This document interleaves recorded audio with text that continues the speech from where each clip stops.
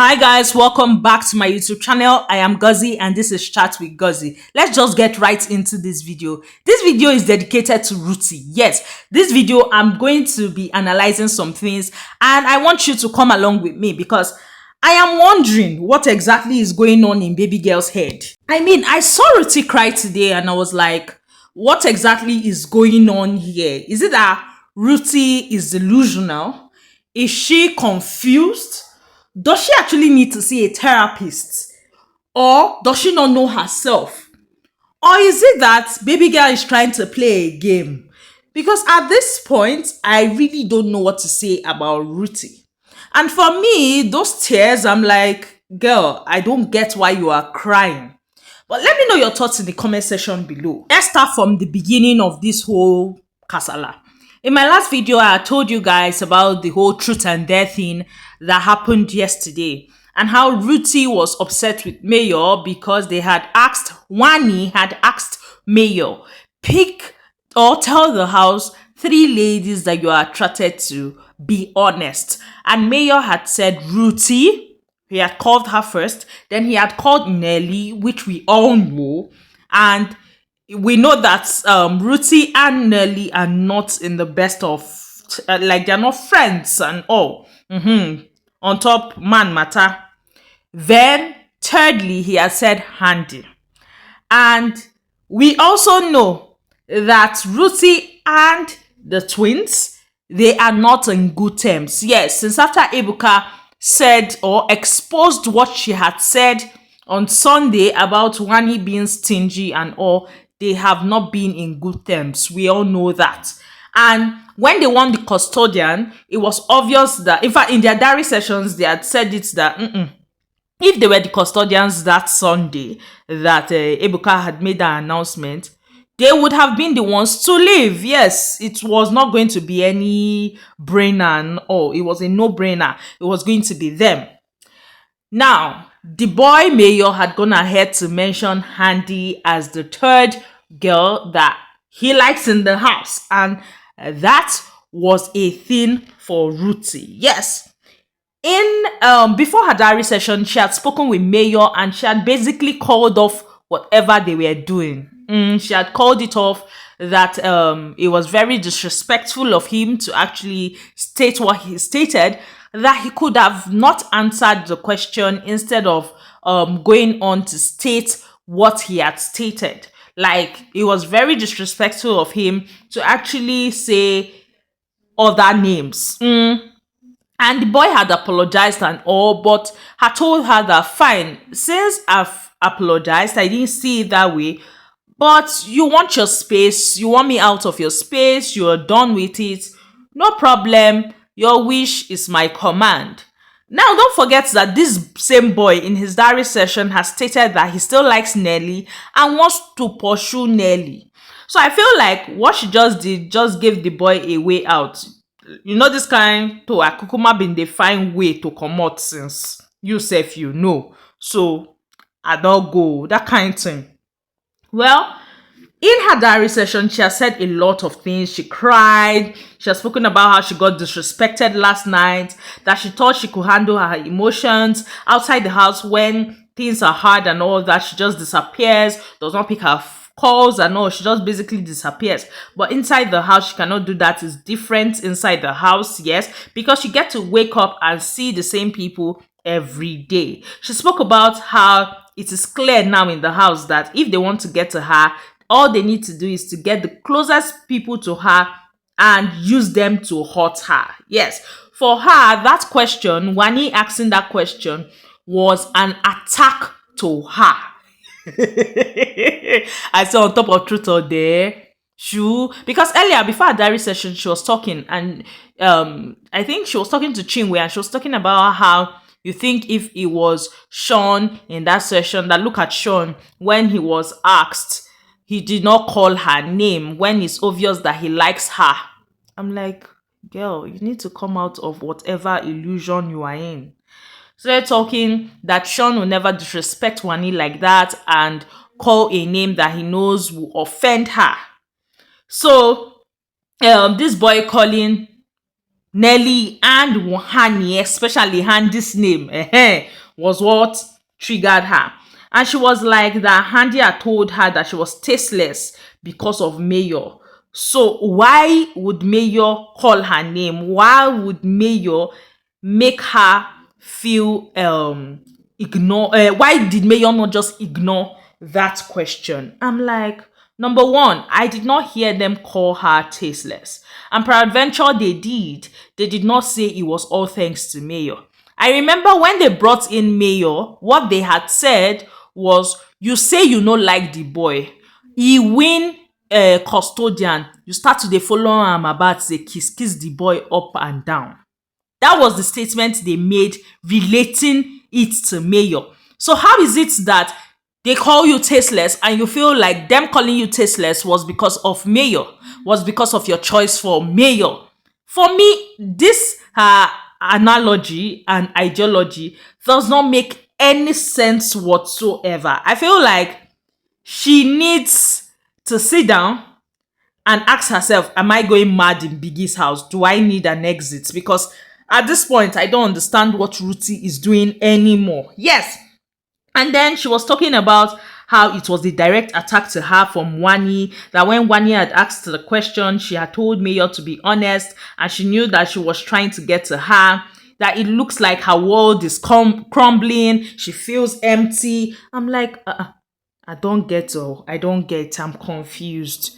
Is it not the same girl that told DJ Flo that she is just using Mayor, that she cannot actually date Mayor, that she's just using Mayor and it's nothing serious? And I'm like, you said you were using the boy.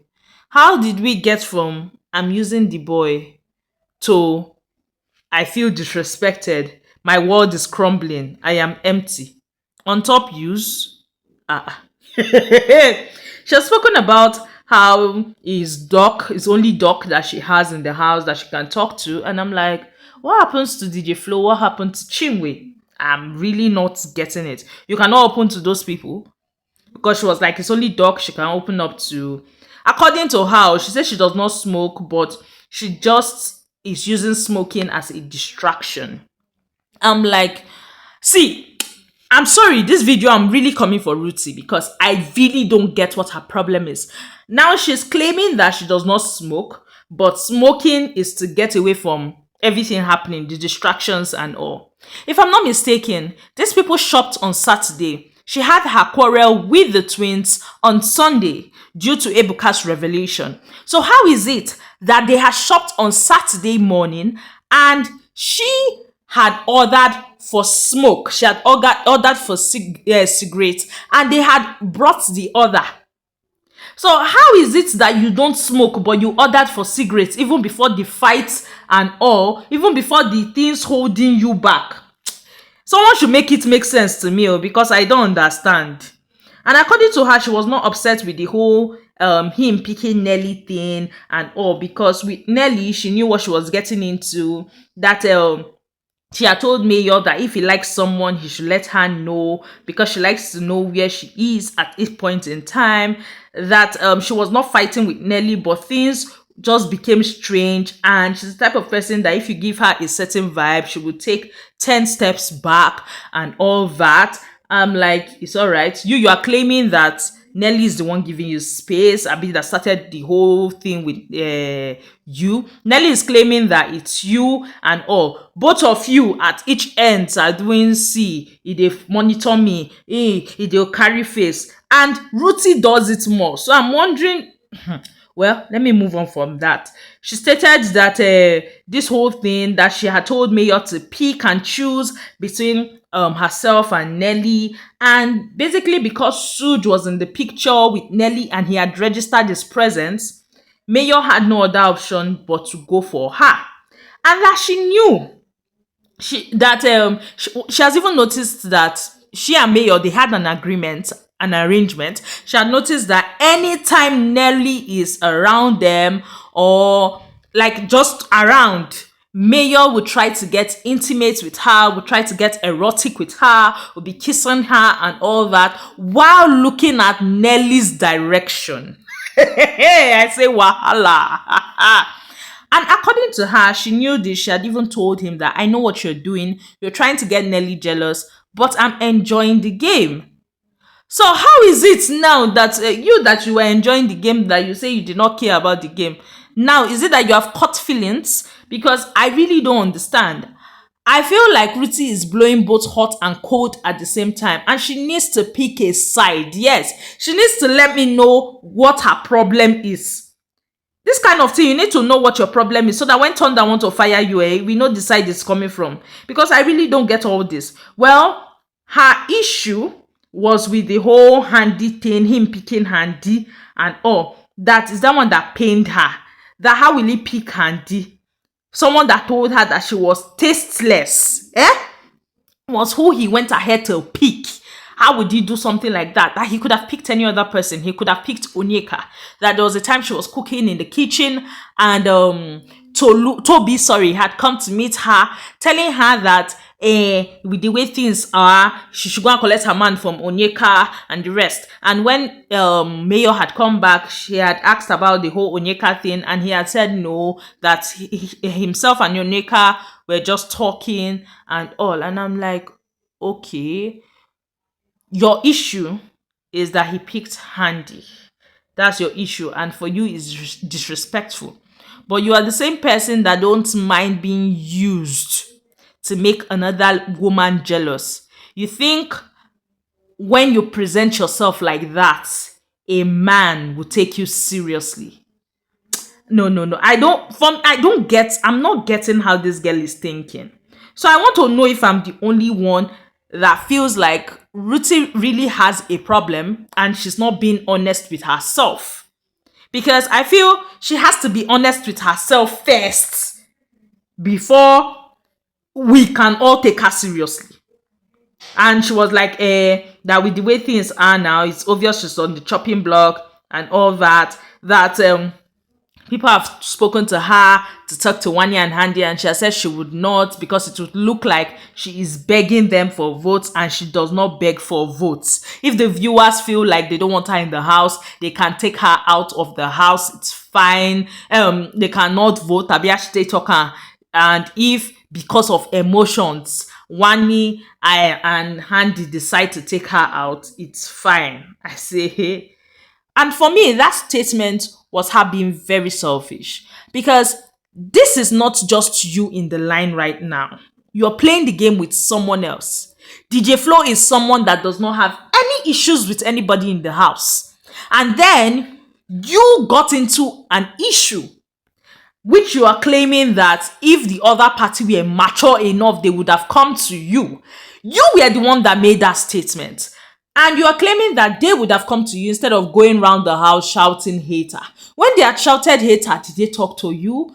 No, the same way you did not go to them when you said they were stingy. Now, you had said you were not going to give them food and all that in their front, but that statement, stingy, you did not use it in their front. So they are right by saying you did not say all that in their front. You should have approached them and spoken to them about it. If it was not even Amebo that did her, what was her business with Wani and Handi's fight with Onyeka? If it was not that, it's Amebo that killed her and the whole thing. Why did she insert herself in the first place to do Amebo that now casted? And when he casted, what happened to having a conversation, knowing fully well that your fate in that house is not just your fate is also carried by another person, another living human being. Ha! Oh, girl. She has spoken about how Nelly them had moved her to the toilet. She had said she was not going to do it, but then again, Femi switched with her. So she's cleaning the garden. How cleaning the garden and basically cooking gives her solace. How she's sorry that her family will see her smoking. She does not smoke. You don't smoke, but yet you're asking Big Brother for lighter again. And then you say you are on the chopping block and you are asking Big Brother for afang. For bitter leaves, so you be water leaves, sorry, so you can do afang. Started talking of the whole power tussle in the house and how she does not even know how to go about it, how people knew themselves from outside the house, and them that did not know anybody, they are just left there. Ben knew Topher from outside. The twins, they knew each other from outside. That the whole nomination thing, you pick the people you know first before others, and then with the whole custodian thing, it is obvious. I'm like, girl, you need to get your head checked.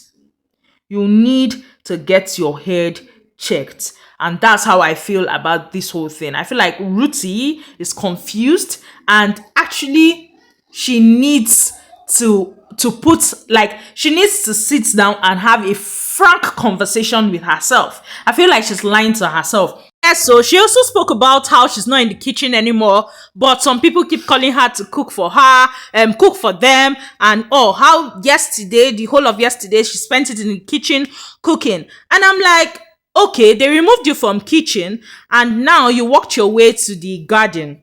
What happened to if people tell you cook for me, you tell them I'm no longer in the kitchen?